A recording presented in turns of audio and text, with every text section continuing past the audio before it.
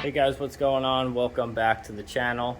This video we're going to be putting together today for you is a little bit of a scrambled up video, kind of just some clips here and there, some stuff and projects that we've had going on in the garage. Not really like individually, there weren't really enough for one video, so I kind of just compiled everything together. Give you a little clip and a glimpse of what we've been working on here in the garage, keep you guys updated on some of the projects. So stay tuned and check this one out. We got the black C7 Grand Sport back in the garage here. We're just doing a quick oil change on it. Then we're going to dive in and do some brake pads. So we'll walk you through how to change the brake pads on your C7 Grand Sport. Let's check it out. Alright, so let's cut to the clips where we're going to show you how to slide the brake pads out of the back of the calipers. We'll clean everything up. We'll grease and lubricate the top and the bottom of the pad where you basically have your pivot or your slide point. And then we'll reinstall the new pads, put the pins in, the clips, and basically that's it. Super easy. And this car has already had a full ceramic coating, including the wheels and the calipers. So when we took the wheels off, we just brought them outside quick for a quick wash. And I also wiped down the calipers and everything like that, make it all nice and clean. So it'll give us a good baseline on our test to see how quickly the brake dust reaccumulates. That was kind of the main reason he wanted to change to these brakes, because everyone's familiar with the Corvettes, knows the factory brakes leave a lot of brake dust, and a lot of people don't like that, especially because Corvette guys are traditionally known for wanting to keep their cars super clean. And you know, every Sunday we wax our Corvettes. So it'll be interesting to see. We'll get a good test, and especially with the rims being ceramic coated, I hope we get a better baseline with it being super clean and kind of like a non-stick surface. So we'll see how that turns out.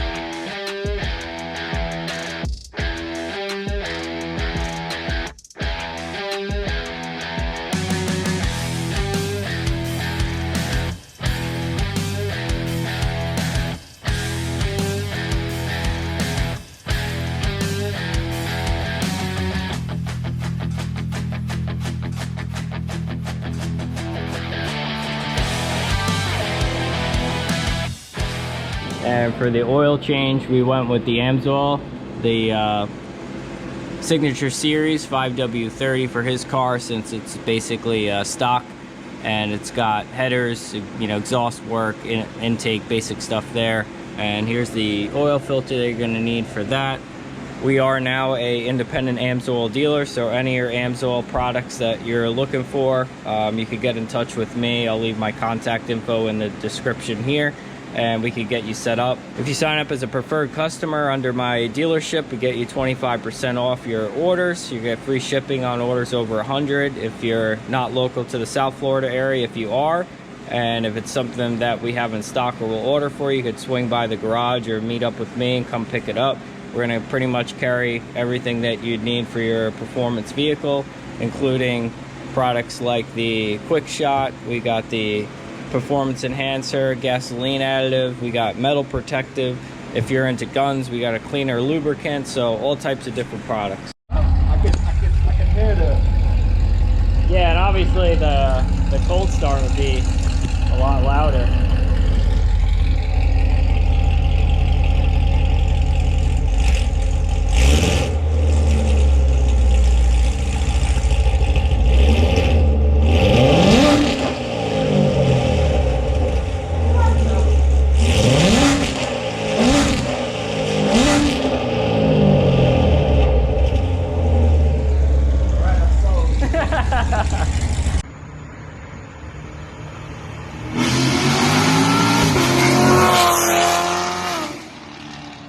And since we're a little bit scrambled in this video anyway, I figured I'd give you a little update on my car, the Cyber Gray C6Z. You all remember from the channel.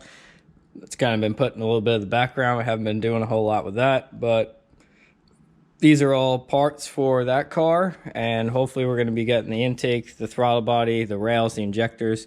I've just been piecing together all the stuff I need because I want to be able to put it all together and minimize downtime with the car, and basically like put it in an afternoon and not like put this in, oh, I'm missing these bolts, this fuel line fitting that, order stuff, wait a week, and just kind of repeat that cycle over and over again. I'm far too familiar with it and really want to try to avoid it at this point. So the last batch of stuff I just got in was a lot of the AN fittings. So I got here like these O-ring Boss plugs. We got the 8 AN to O-ring Boss fittings for the rail crossover. There's a T here.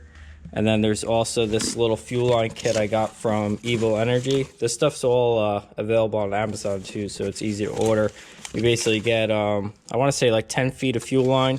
Get a bunch of different AN fittings, adapters, connectors, 90s. Even get the little brackets to like tie the line down, make it look nice and clean. I think this is the install tool for the inside the tubing when you compress the fitting down. And this kit was, I think, around 70 bucks. This fuel line is E85 rated, just in case we do decide to go that route in the future. I don't need to change out all the fuel lines, so that's going to be compatible. And then this stuff here, you know, it's probably like 10 bucks. So I think total in all I spent about $120 just on fuel lines and fittings for these fuel rails. And then I also made a hardware store run. I got the hardware that's needed for the valley cover. So these are the little button head Allens. I also got the intake manifold bolts. So we should be very close here to being able to put this in. The throttle body bolts I also got, that's bolted up. I am just missing this little evap purge line that goes across to the solenoid. And I'm also missing the boot that goes from here to the intake. That's still coming in on order. So that's the update for that.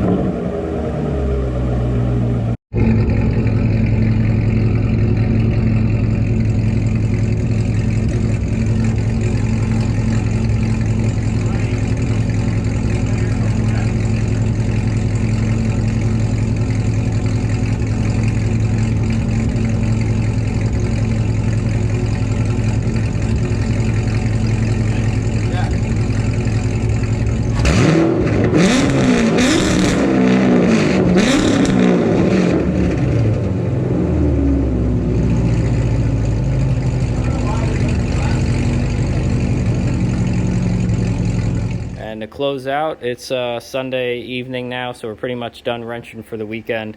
We got a good bit of stuff done. Just got my buddy's Camaros in here, the little Miata, and currently my car is stuck back at home. And when I say stuck, I mean actually like literally broke down stuck. I was working on a buddy's car yesterday afternoon, I think it was, and I hadn't driven the vet in a while, and I figured, you know what, let me drive this thing home for a little cruise for lunch. I'll have my lunch at home and then I'll come back to the shop. It's like a 15-minute ride. It's not that far, but I figured let me just exercise the car. It really hasn't been out of the garage much at all, other than just shuffling it around, which really isn't that great for it. Let the oil warm up, get it up to temp, run it through its paces. And so I parked the car at home and ate my lunch, came back out in the driveway and wouldn't start. The car cranks over. It was kind of popping off like it wanted to start, but then it just kind of shudder and then die. So yeah, I don't know really what's going on with that at this point. I haven't had a lot of time to troubleshoot it yet, just because I've been so busy with all these other projects. So that car is currently stuck back at my house. I hooked my laptop up to it last night when I was home and did a little data log when I was trying to start it up. And basically, from what I could tell, it looks like it's got good fuel pressure. The injectors are firing. I got fuel coming in, I'm pretty sure. And I think I'm just not getting any spark. Even though the laptop shows you have a certain spark advance commanded, it doesn't show you like a feedback of what's actually being sent out. So I think just the ignition system just isn't firing at all. I also verified that my mass airflow sensor is reading the air coming in. So reading air coming in, that's going to turn the fuel injectors on. Those are going to start pulsing to fire the car up, but I think I just don't have spark at all. So I'm going to do a little bit more troubleshooting, hopefully tonight on it, and see. I'm pretty confident it doesn't have spark, but we'll just go through the bases, pull plugs, pull wires, check all that stuff. But it seems to be that all of the cylinders aren't firing. It's not just like we have a dead cylinder. So that's going to probably more root cause back to something upstream rather than a bad plug, a bad wire, a bad coil pack, because that would be individual for that specific cylinder. But because we're seeing that the whole engine is not getting any spark, any ignition command, then I'm going to kind of source that back. I'm not sure if these cars have maybe a ignition relay or a ignition fuse that's independent of the cranking circuit. So the starting circuit and everything is working properly. The engine rolls over fine like that. It gets up to RPM, spinning the engine just doesn't never fire.